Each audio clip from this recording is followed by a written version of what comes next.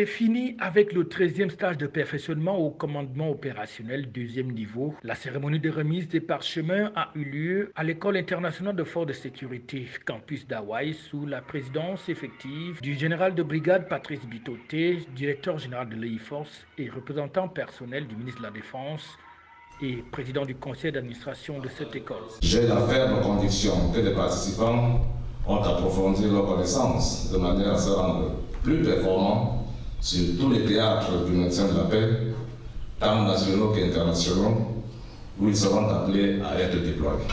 L'objectif était donc de dédier aux officiers subalternes de la gendarmerie et de la police une formation qui vise à parfaire les aptitudes opérationnelles des commandants d'unité en charge d'une unité de sécurité intérieure à statut militaire ou civil spécialisée en ordre public et susceptible d'être engagée en situation dégradée tant sur le plan national qu'au sein d'une institution internationale.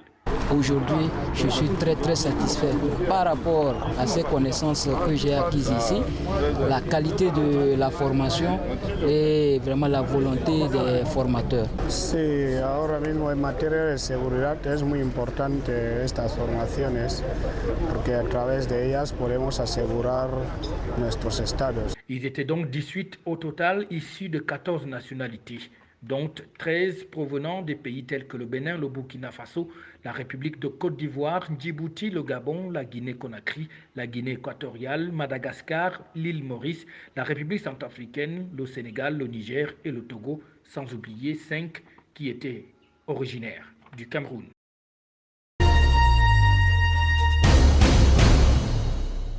Les entreprises relevant de l'exploration, de la production et du raffinage des hydrocarbures ont désormais une convention collective. Celle-ci a été signée le 10 juillet 2018 à Yaoundé en présence du ministre du Travail et de la Sécurité sociale, Grégoire Oona.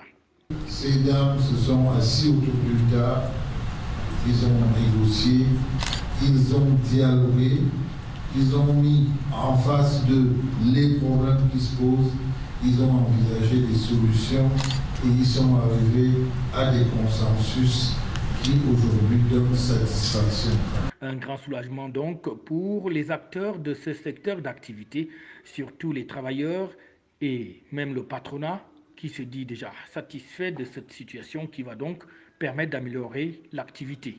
Un président syndicat plutôt heureux aujourd'hui puisque on vient là d'officialiser des travaux qui ont commencé il y a à peu près un an. Aujourd'hui, on l'a finalisé, on l'a officialisé aujourd'hui et nous avons des motifs d'être satisfaits.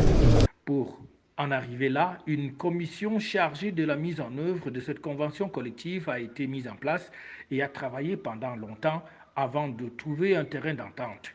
Reste à présent que cette convention collective soit effectivement appliquée sur le terrain.